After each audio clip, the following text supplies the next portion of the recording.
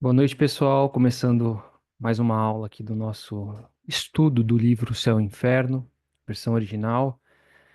Hoje nós vamos dar sequência ao capítulo 2 da segunda parte, falando dos espíritos medianos e com o depoimento do senhor Cardon, com o depoimento de Eric Stanislas, não vi as pronúncias hoje, viu, Graça? Eu vou ficar te devendo. E da senhora Ana Belleville. Então, antes da gente dar o início do nosso estudo, vou pedir para a Silvia fazer a nossa prece e para a Camila trazer a mensagem logo na sequência. Amigos queridos, vamos elevar nossos pensamentos, agradecer a Deus, nosso amado Pai, a Jesus, nosso amado Mestre, que neste momento em que nos reunimos em Teu nome, em nome de Teu Filho, pedimos a Sua bênção e proteção para mais uma oportunidade bendita de estudarmos e aprender um pouco mais sobre a doutrina, sobre o amor de Cristo, sobre sua sabedoria.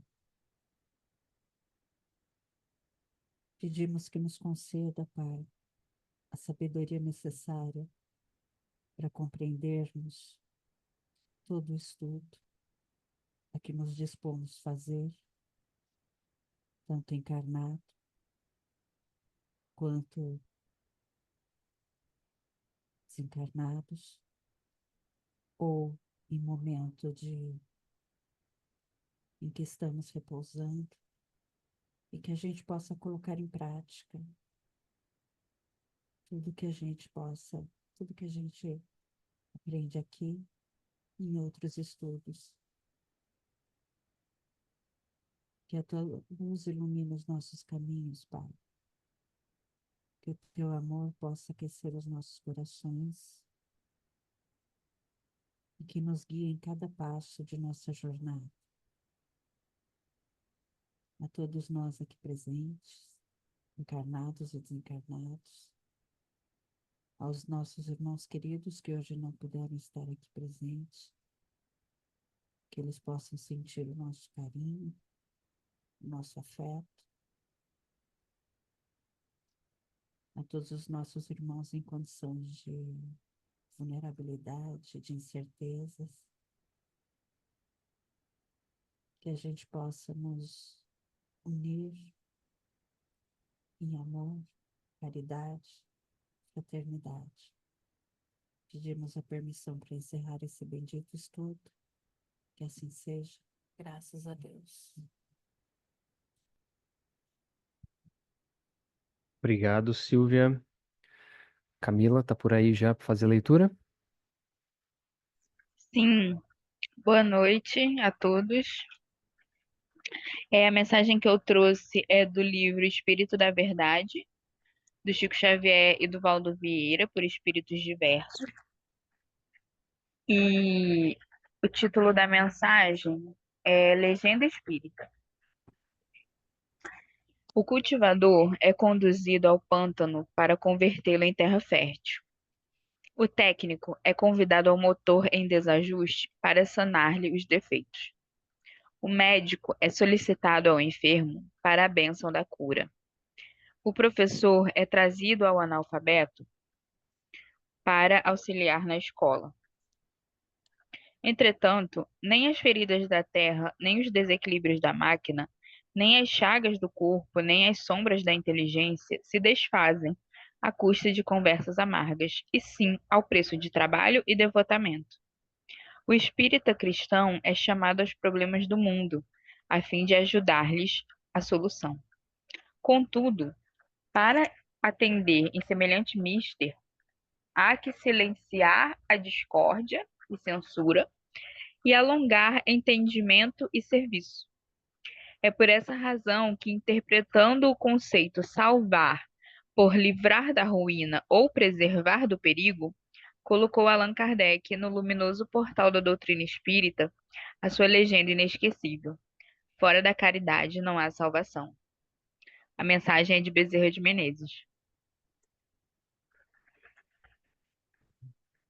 Obrigado, Cá. Bem, então vamos para o primeiro estudo de hoje, primeiro texto, primeira mensagem do senhor Cardon, que a Manu vai fazer a leitura e explicação de quem foi e qual foi a mensagem que esse espírito trouxe. Fica à vontade, Manu. Boa noite a todos. É, o seu Cardon, ele era médico, ele teve essa experiência como médico rural, e o que aconteceu com ele é o que a gente chama de experiência quase morte. Ele já sofria de uma determinada enfermidade, e ele foi desacreditando, ele foi deixando de lado a sua fé em Deus, as suas crenças e tudo aquilo que ele acreditava. E o que aconteceu é que ele foi ficando doente, cada vez mais doente, e chegou um ponto que ele estava tão debilitado que ele, nos braços da esposa, ele é como se ele tivesse desmaiado, e depois ele acordou e ele passou uma linda mensagem para toda a sua família que ali estava. E é muito impressionante durante a leitura, pelas descrições, que quando ele retorna desse pequeno sono, desse desdobramento, ele tem essa perspectiva do alto de Deus, e principalmente por nunca estar sozinho. E por que eu estou dizendo isso? Quando é feito, né, a invocação desse espírito para que ele possa relatar o que de fato aconteceu, como e quais os elementos que ele viu, ele fala muito dessa relação entre espírito e corpo físico. Então, como isso acontece? Quando de fato existe um laço e ele rompe. Aí sim, nesse momento, nós temos esse desligamento final, que a gente denomina de desencarne. E é muito interessante porque eu acabei fazendo uma associação com o capítulo do Evangelho, Meu Reino Não É Deste Mundo, em que muitos tópicos Kardec traz que nós devemos renascer para alcançar esse reino de Deus. Então, diariamente são nos concedidas oportunidades, e no caso do senhor Cardon, ele trouxe e se propôs a sentir isso. No momento das trocas, nesse diálogo, um dos pontos que eu achei muito pertinentes, principalmente para a nossa condição humana, é que ele é um espírito mediano, mas que sim, ele almeja a sua transformação moral, ele tem esse objetivo de crescer espiritualmente. Isso cabe a todos nós. E quando você tem um ser humano passando por uma enfermidade, ou quando a gente vê alguém que ama muito passar por uma enfermidade, a gente começa a se questionar o porquê isso, porquê aquilo, por que com a minha mãe, por quê? Então você começa, ou por que com meu pai, por que com meu amigo? Então você começa a se questionar. Nós somos sim esses questionamentos do senhor Cardão. Às vezes nós nos pegamos em momentos em que desacreditamos. E quando eles chegam nessa parte do diálogo, ele fala: olha, eu senti Deus, eu vi Deus, eu vi um céu, um lugar que era maravilhoso, assim, de uma descrição mais simples, né?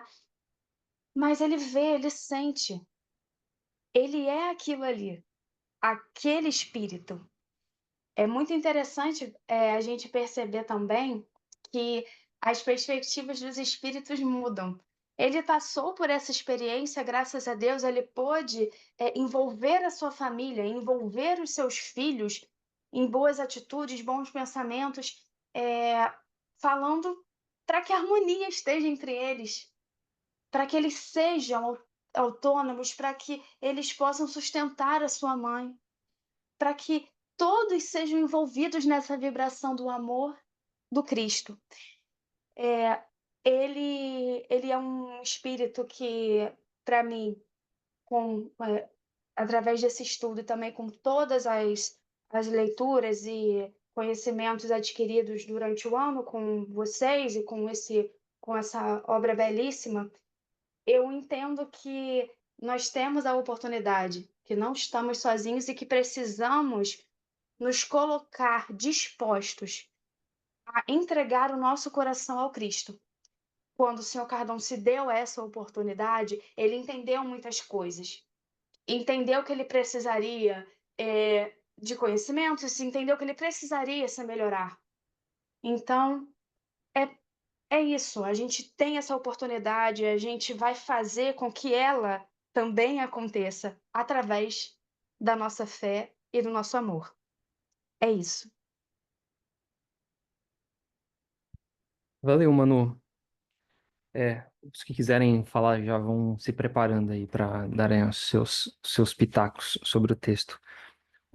Para mim, o texto do senhor Cardon eu não sei, por enquanto é o que mais mexeu comigo, é o que eu mais me sensibilizei, assim, no sentido do que ele vivenciou. Eu achei ele muito mais parecido, né, conosco, com a nossa realidade. Essa questão dele ter uma vida um pouco mais materialista, é, pelos ambientes que ele frequentou, por onde ele esteve, da tristeza de saber sobre a sua prevista morte, né, que era uma coisa que não tinha, não se tinha, hoje tem um tratamento para a doença que ele teve, né?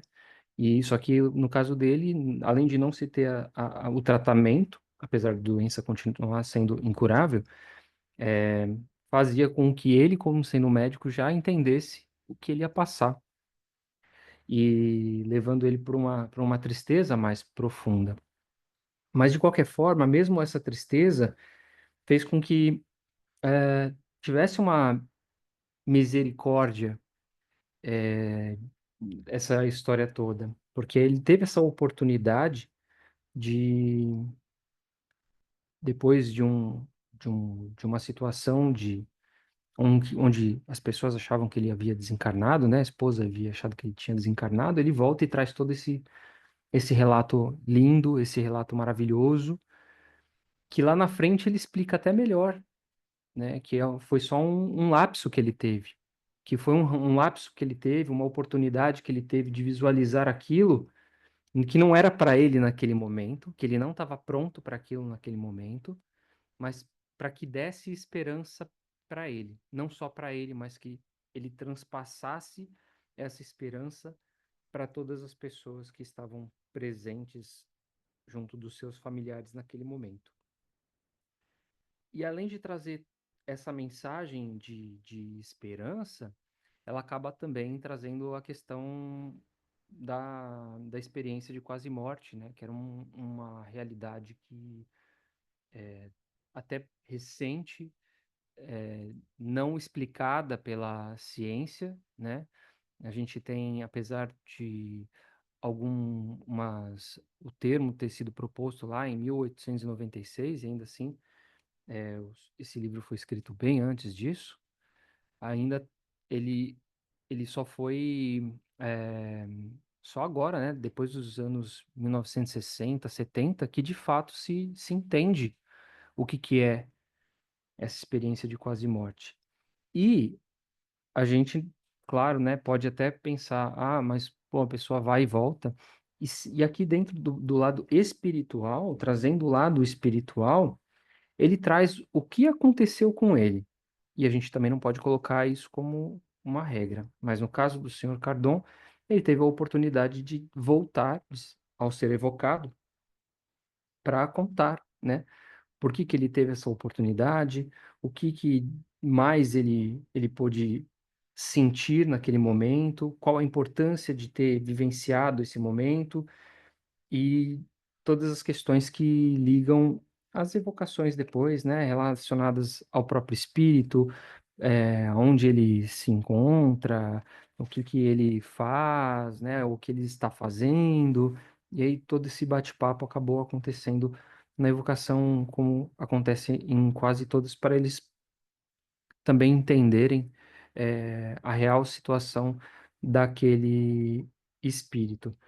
E e o interessante que a gente vê desses espíritos medianos é justamente a questão de apesar de passarem por algumas situações relacionadas a espíritos felizes, eles também não são considerados infelizes justamente porque eles ainda sentem dentro de si algo que fica no meio do caminho, que os faz querer ser melhor, que os faz se sentirem incompletos, que só novas oportunidades na carne poderão contemplar essa felicidade para que eles se sintam de fato espíritos felizes.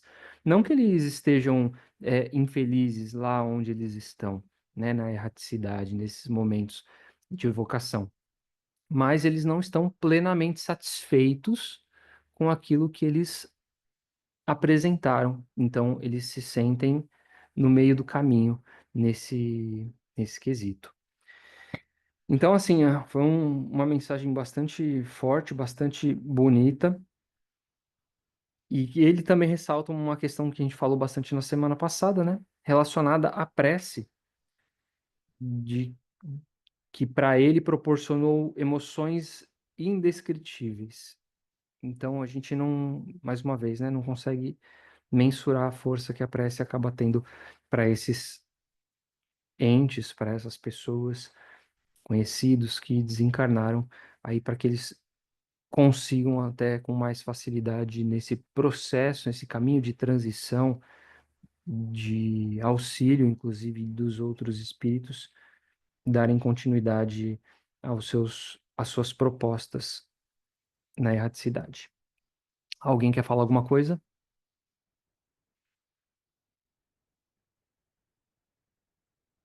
Não? Podemos seguir? Tá, sou eu então agora, né? Sim, Ellen, é você com o Eric.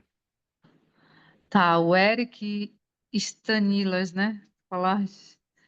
É, aqui no texto, essa comunicação ela foi uma comunicação espontânea na Sociedade de Paris. Em 1863, ele não relata a causa-morte dele, no caso, e nem quantos anos ele viveu. Não tem esse dado, né? Mas ele começa falando do estilo de vida desse espírito. Ele diz que ele viveu muito tempo desencaminhado, foi muito infeliz e ele se encontrava entre espíritos inativos, preguiçosos, esquecidos dos seus deveres. Ou seja, ele escolheu um caminho não tão bem, um caminho que não condiz com o caminho de um cristão, né? De alguém que busca se melhorar. Que olha para o seu lado espiritual, ele se deixou levar muito pela matéria, que fica subentendido, né? Ele se deixou levar pelos prazeres da vida mundana, pode-se dizer assim.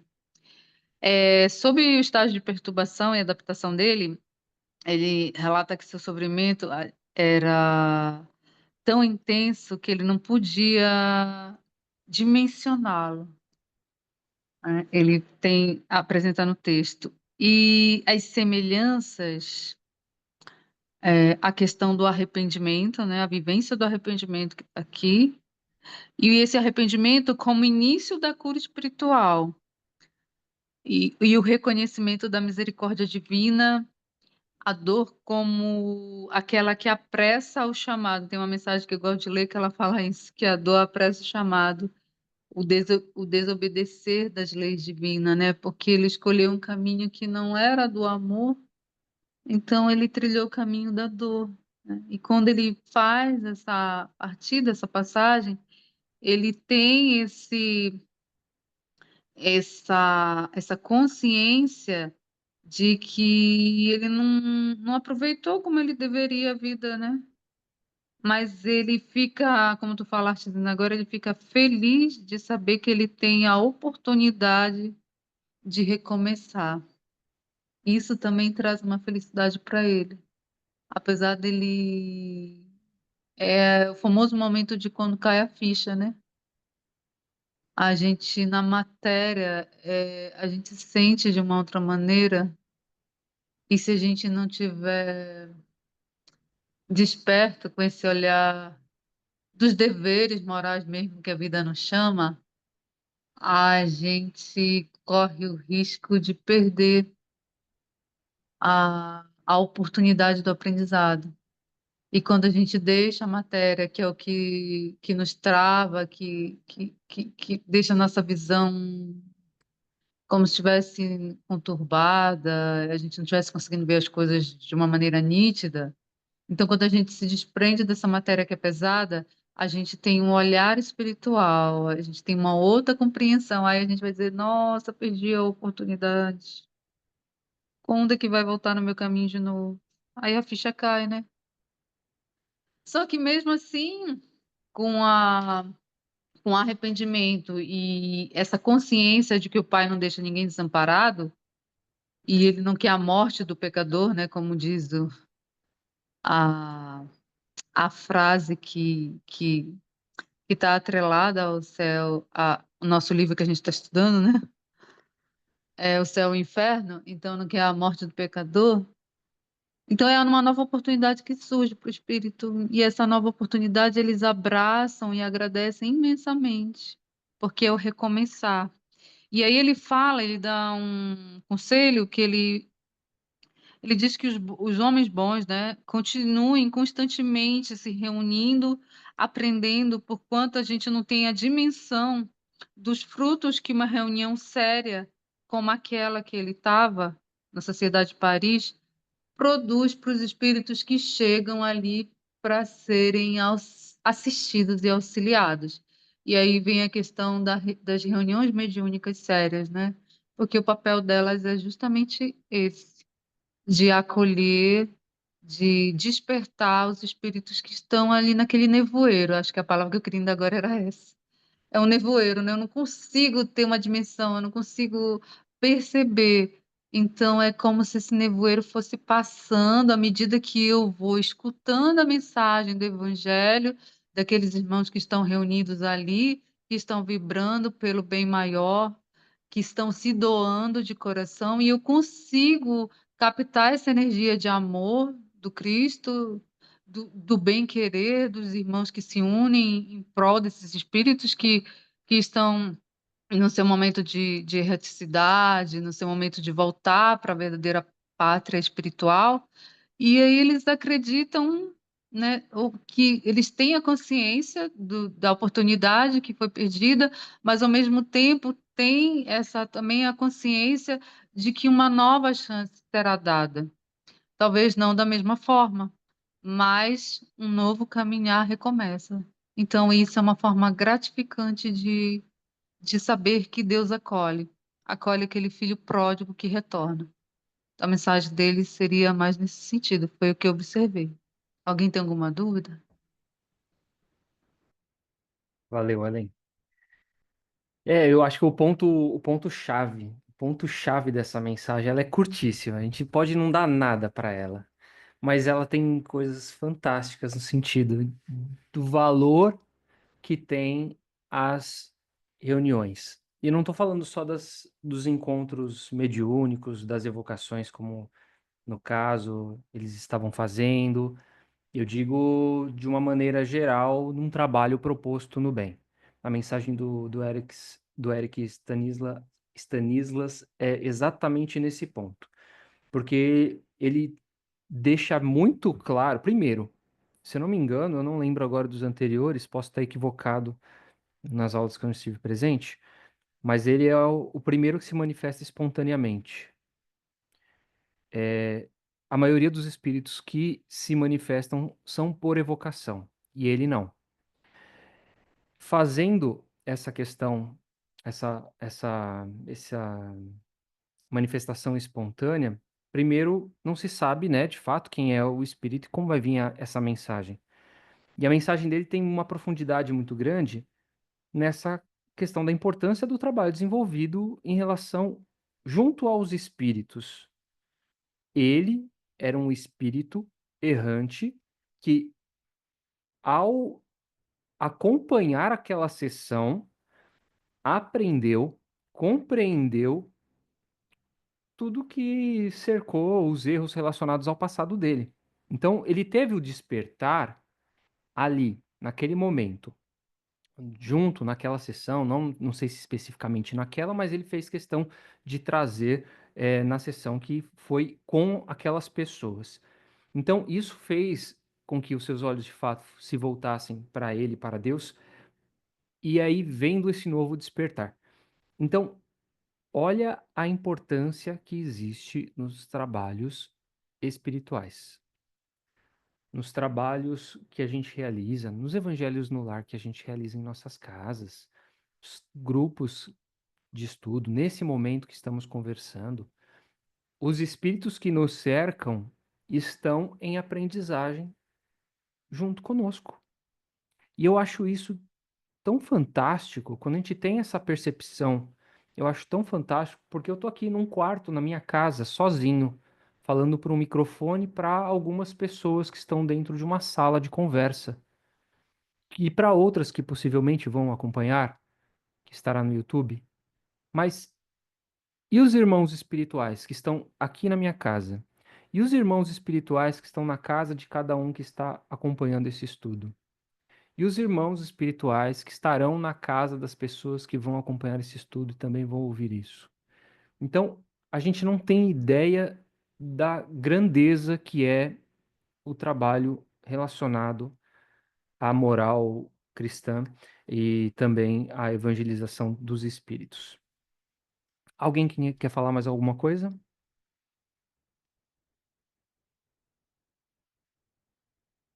Dou-lhe uma, dou-lhe duas. Silvia, é com você. Hoje está todo mundo quieto. Bom, quem eu vou falar é a senhora. Silvia, vou pedir para você falar o mais perto do seu microfone Tá, possível. eu vou aumentar. Melhorou?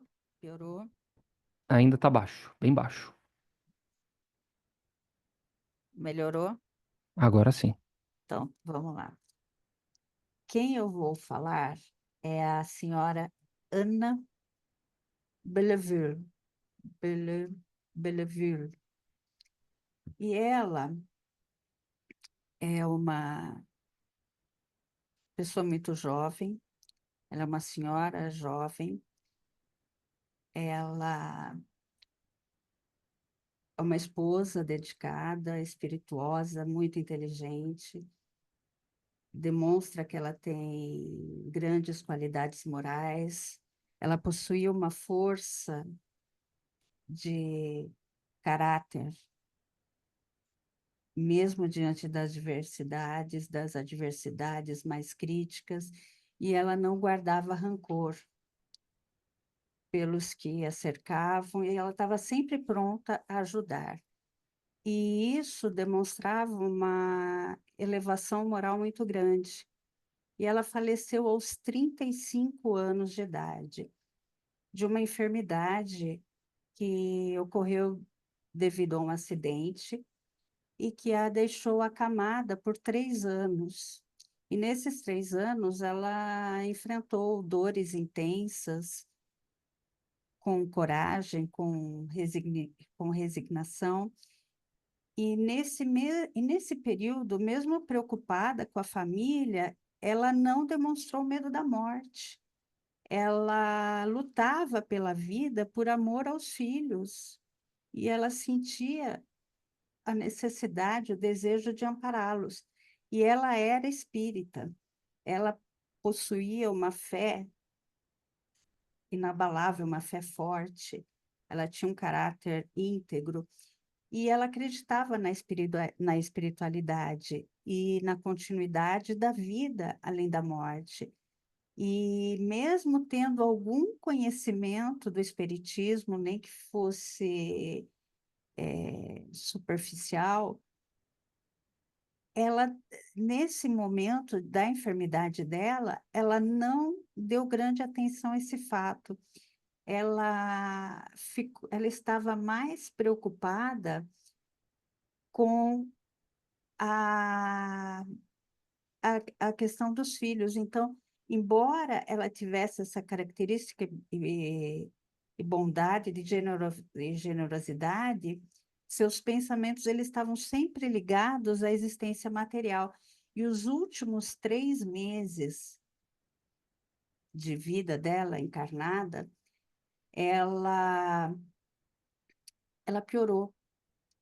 E pelo apego às pessoas mais próximas, que era marido e os filhos, ela começa a demonstrar uma dificuldade em compreender e se desprender dessas relações com facilidade nesses últimos 3 meses dessa doença que a acometeu, que não fala o nome dela, da doença, né?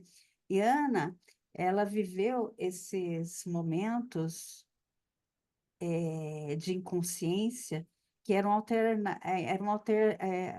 alternando entre o apego à matéria e essa a proximidade com o desencarne.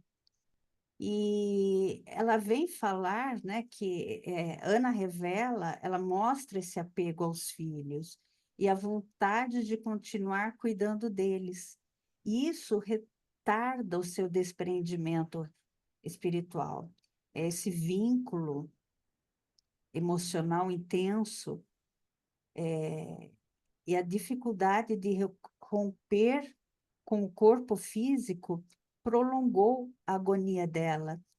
Quando ela percebeu que ela estava para desencarnar, ela, nesse processo de desligamento, quando começou, ela se deu conta das situações, mas ela, ela se sentiu forte, com uma vontade impressionante, e ela se esforçou.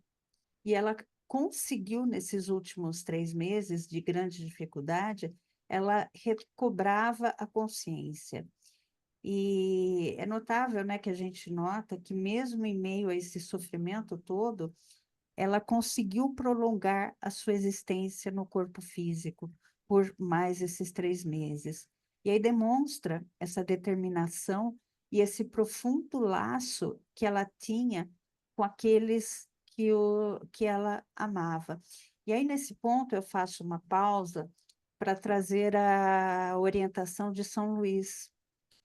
Ele traz que ela experimentou essas angústias da separação e essa percepção que o desencarne estava próximo, embora ela já sentisse, né, o início daquele desencarne, a gente também, a gente, a gente se pergunta, né, como que será esse momento, né?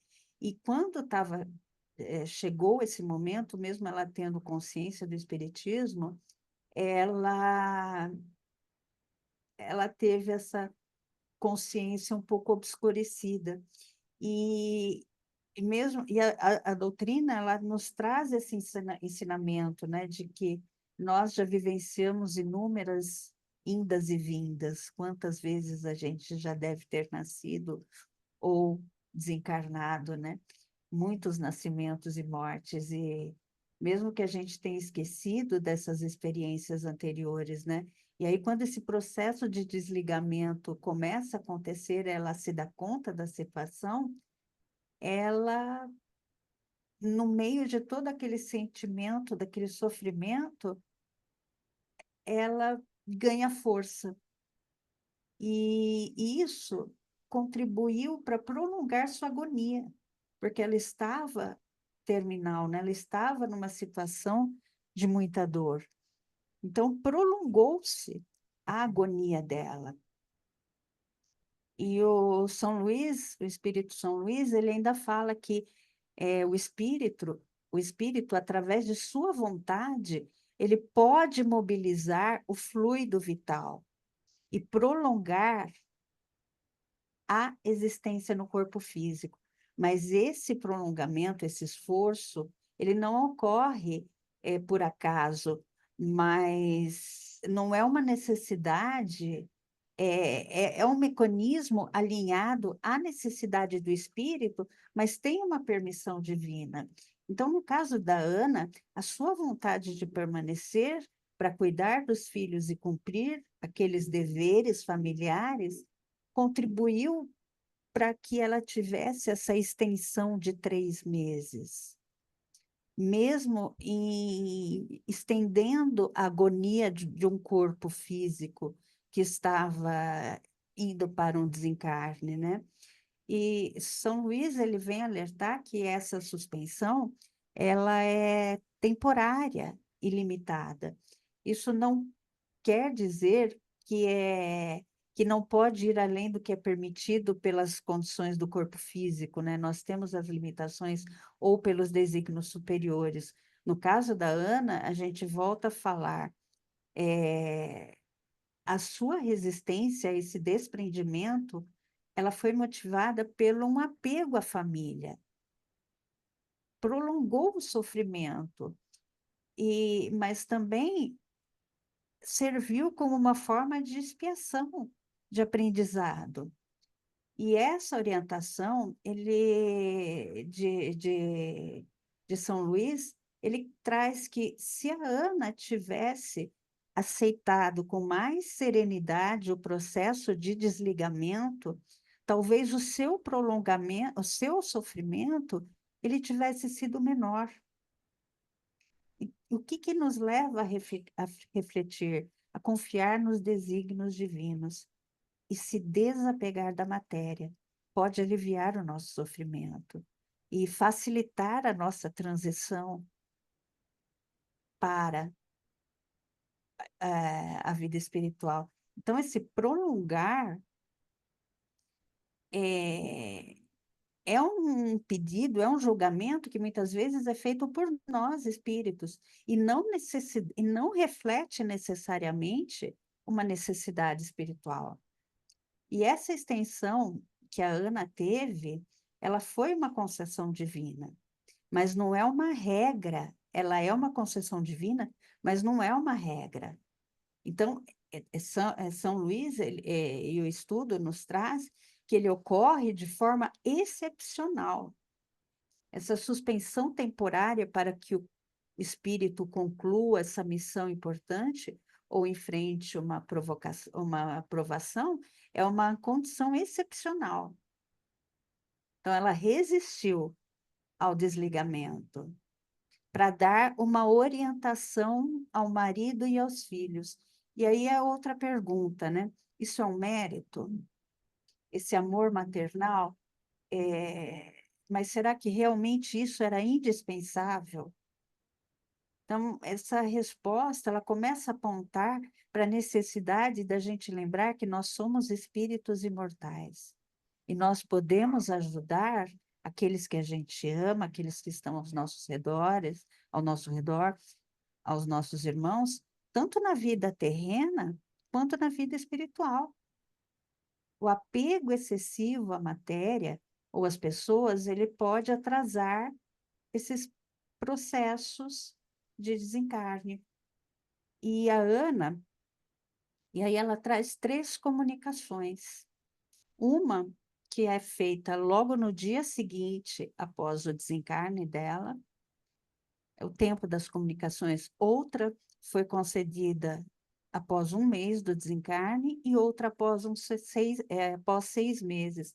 E a gente começa a ver nessas 3 comunicações que, com esse tempo, a evolução moral da Ana. Para a gente, acho que a gente tem um pouquinho de tempo, né, para a gente entender um pouco. Fica à vontade. Tá, então essas comunicações, a comunicação do dia seguinte ao desencarne da Ana mostra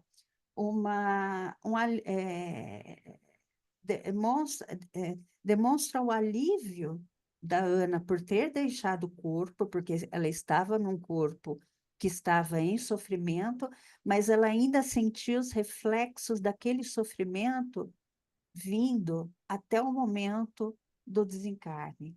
Ela expressa uma gratidão, ela menciona a sua alegria de estar junto com os amigos espirituais, então ela já tem essa consciência, mas ela ainda demonstra, a gente consegue enxergar uma ligação com os acontecimentos que antecederam a sua morte. E Ana demonstra que ela está se adaptando à realidade espiritual. Aí, depois de um mês que a Ana tem da primeira comunicação, a gente vê a Ana um pouco mais tranquila. Ela tem uma maior clareza sobre a sua condição espiritual. Ela reconhece o seu apego à vida material que ela tinha, e que a família, e aquele apego à vida material e à família, prolongou o seu sofrimento e desligou e dificultou o seu desligamento. E ela menciona já que ela teria experimentado um alívio maior se ela tivesse confiado na vontade de Deus e tivesse se entregado e aceitado o processo de desencarne com resignação.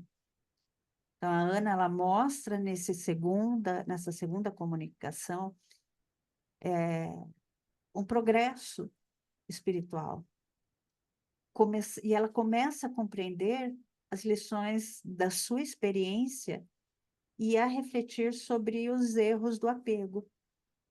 E aí, depois de 6 meses, a Ana Belleville, ela fez uma nova comunicação.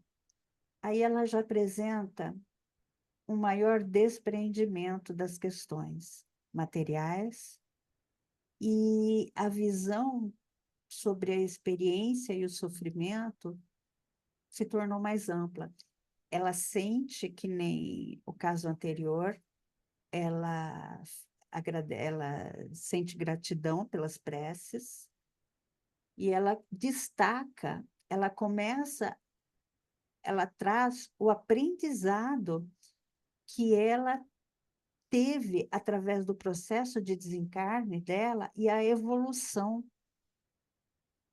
que ela já teve. E a importância, ela ressalta, a gente vê nessa outra comunicação, a importância da prece, das vibrações positivas para o progresso espiritual dela. Então, essa nova perspectiva sobre o desapego e a confiança em Deus. E a Ana, ela reconhece, né? Ela mostra também que ela reconhece os erros dela de vidas anteriores e a doença que ela enfrentou, ela reconhece que serviu como um instrumento de expiação e serviu para quitar as suas dívidas espirituais e ela conseguir evoluir. E a gente sente ela demonstra, né, esse alívio por ter deixado o corpo físico. E a gente reflete sobre esse apego, né? Esse apego à família, à vida material, que não era um apego material a bens, mas sim ao amor da família e a querer e a se sentir que ela precisava ampará-los. E como esse apego, ele dificulta esse nosso processo de desencarne. E São Luís ainda, ele traz nas, nas orientações que esse prolongamento da vida pode ocorrer pela ação do fluido vital, que permite que o espírito consegue sustentar os seus órgãos que estão adoentados, que estão já em fase de falência, e manter a manifestação material do pensamento. Olha que interessante. Por mais tempo. E, o Espírito São Luís, ele ainda nos convida a uma reflexão sobre a real necessidade da gente prolongar uma existência corporal. Quando a gente tem alguém doente, a gente quer que se prolongue aquele sofrimento e mesmo a gente, né? A gente às vezes julga que a gente tem tanta coisa ainda para fazer, mas que nós temos que confiar na vontade de Deus. E esse caso da Ana Bellevue é um exemplo de aprendizado. E apesar desse todo o esmero em querer cuidar da família, o seu apego, ele causou um sofrimento desnecessário. E ela reconheceu isso. Então, uma lição que fica é para confiarmos plenamente na vontade de Deus. Durante, e principalmente durante esse processo de desencarne, esse processo de quase morte. E aí, esse apego excessivo não precisa ser somente, como eu falei, as coisas, a objetos, a pertences, a propriedades, a egoísmo, mas pode ser motivos nobres, como cuidar da família. E isso pode prolongar o sofrimento e dificultar a transição para o outro plano. Eu acho que é a gente aceitar o curso natural da vida e confiar em Deus, que a gente vai enfrentar um desencarne, mas que a gente possa enfrentar, todos nós enfrentaremos, desencarne nosso, dos nossos familiares, de nossos amigos, de nossos irmãos menores, e a vida continua. E o desapego nos permite focar no essencial, né, no que realmente vale a pena. E esse aprendizado que nos acompanhe em todos os nossos planos. É isso. Lindo demais, Silvia. Esse relato é um tapa na cara, né, da sociedade espírita, porque se o espírita tem a fé na vida futura, se o espírita acredita na reencarnação, ele deveria, né, dentro dos princípios que ele acredita, ser mais sereno nesse momento. É falado que a Ana é espírita, é verdade, mas ela também diz que ela nunca foi muito assídua, né? Ela nunca foi de estudar. Então, ela, digamos que era uma espírita sem uma profundidade maior nessa questão. Talvez ela também alega isso, se culpa um pouco em relação a essa questão, porque se ela talvez tivesse um pouco mais de conhecimento, não estaria tão presa do jeito que ela acabou percebendo ter ficado. E mostra, eh, relações que a gente vivencia das pessoas que convivem com a gente, de histórias de pessoas que a gente conhece de que acabam mesmo tendo. A gente percebe esse prolongamento da dor, né? A pessoa que insiste em se manter viva com uma doença, ou mesmo porque percebe que as pessoas que estão próximas dela não querem o seu desenlace.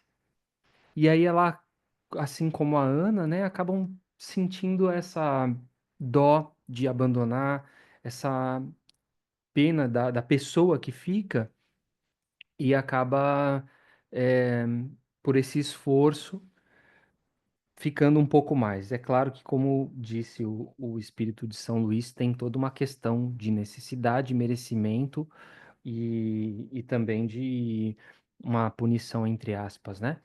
Então, tem toda uma questão que não dá para a gente ficar medindo caso a caso, mas é bastante interessante a gente ver que existem essas possibilidades e o quanto nós ainda estamos bem preso à matéria, bem preso às pessoas, bem preso ao que nos cerca, de não querer largar esse osso por vezes, mesmo que o pretexto, como no caso da Ana, tenha sido o amor, né? Se ela mas o amor, na verdade, ele não é para se prender, ele é para se soltar. Então, quanto mais você prende o amor, mais sofrimento acaba existindo. E ela foi tendo essa percepção. Uma coisa bastante legal também que eu gostei desse texto foi uma coisa que você pontuou dessa. Eu não sei se a gente pode chamar de evolução do espírito na erraticidade, né? Conforme foram passando as evocações, ela foi trazendo percepções mais claras, das suas responsabilidades, inclusive de que ela estava já depois de 6 meses trabalhando, é, na erraticidade, fazendo um trabalho lá na espiritualidade. Então a gente vê a mudança que tem do comportamento do espírito. Não sei se a gente pode chamar isso de evolução, mas é uma percepção mental que os espíritos acabam tendo para que eles se preparem para uma futura próxima encarnação, ter um comportamento diferente, com o véu do esquecimento, com todos os problemas que a matéria acaba puxando, talvez nem sempre esse aprendizado acabe sendo aproveitado. Mas eu não tenho dúvidas que uma sementinha da lembrança fica, né? Até porque tem também toda a questão do desdobramento durante o sono, dos auxílios dos irmãos espirituais que nos inspiram. Então, não dá para a gente esquecer totalmente isso, a não ser que de fato a gente não queira. Mas achei muito bonito o testemunho da Ana. É, eu tenho um problema, quando eu vou escrevendo as coisas, nem sempre vem alguma referência. Eu gosto muito de referência. Mas conforme você foi falando, eu acabei lembrando das referências que eu lembrei durante o dia e não estava com papel e caneta na mão, e aí não dá para confiar na memória. Primeira referência que eu queria trazer é dessa questão ainda da Ana, sobre Kardec, usando Kardec como parâmetro. Kardec era um cara extremamente dedicado, esforçado e queria muito fazer acontecer a proposta dele. Mas os espíritos falaram: olha, meu, não se preocupa, você continua depois do seu trabalho numa outra encarnação.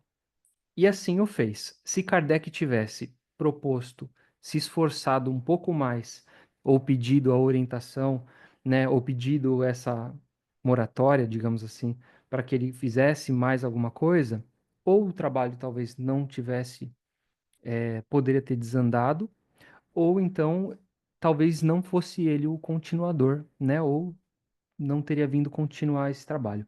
Então, é bem interessante a gente ver esse exemplo vindo dentro da própria codificação, né, vindo do próprio Kardec como uma referência, porque ele já tinha os problemas de saúde, já teve aquele problema de saúde que o Dr. Demery trouxe, né, como espírito feliz, que auxiliou Kardec. Então, queria só fazer essa pontuação em relação a esse mesmo exemplo. E a experiência de quase morte, eu lembrei do nada esse, mas não tem como fazer aquelas referências à cultura pop, né? É, usando a história do Harry Potter, né? Harry Potter acaba morrendo no final, trazendo spoiler de 20 anos atrás, acaba morrendo no final e ele acaba tendo exatamente esse momento de experiência de quase morte, que no filme parece passar segundos e durante, né, a parte na matéria, mas a parte espiritual dele demanda uns 7 maravilhosos minutos, mais ou menos, de exemplos maravilhosos espirituais da conversa dele com o Dumbledore. E é exatamente sobre isso, e o Dumbledore ainda dá a opção, olha, você pode ficar aqui comigo ou você pode voltar para lá e continuar o que você tem para fazer. É uma escolha sua. É uma cena belíssima, né? E me lembrou dessa.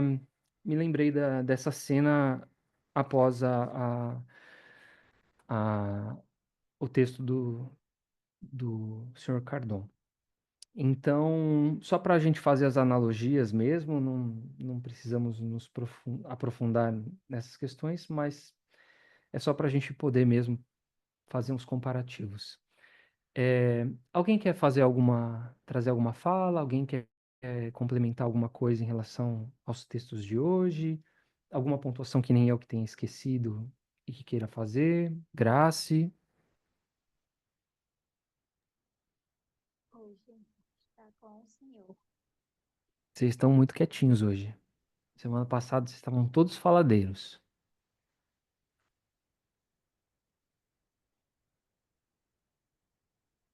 Não ficaram dúvidas dentro do que a gente tinha para trazer? Então tá bom. Eu vou pedir para Manu fazer a nossa prece de encerramento e eu peço que vocês continuem depois para a gente conversar. Silvia, você pode encerrar assim que a Manu terminar, tá bom? É joia. Eu peço a permissão da espiritualidade amiga, também dos colegas. Eu vou fazer uma prece inicial, é minha, né? Mas eu também vou fazer a prece do Senhor Cardon, que ele encerra o capítulo, a parte dele, né? Excelente. Vamos lá. Senhor Jesus, mestre amigo e amado, muita gratidão por estarmos aqui hoje, em mais essa noite de estudos. Obrigada, Senhor, por abençoar os nossos lares, as nossas famílias e as nossas vidas. Abençoe, Senhor Jesus, os nossos corações. Que estejamos sempre ao teu lado e tenhamos fé, amor e caridade nos nossos pensamentos, falas e atitudes. Graças a Deus. E encerrando com a prece do Senhor Cardon nesse momento. Deus de amor e de bondade, que nos dás tudo e sempre, concedei-nos a força que não recua diante de aflição alguma. Tornai-nos bons, mansos e caridosos, pequenos na fortuna e grandes no coração. Que nosso espírito seja espírita na terra, para melhor compreendermos e amar-vos. Que vosso nome, ó meu Deus, emblema de liberdade, seja o objetivo consolador de todos os oprimidos, de todos os que têm necessidade de amar, de perdoar e de crer. Cardon. Que assim seja, graças a Deus.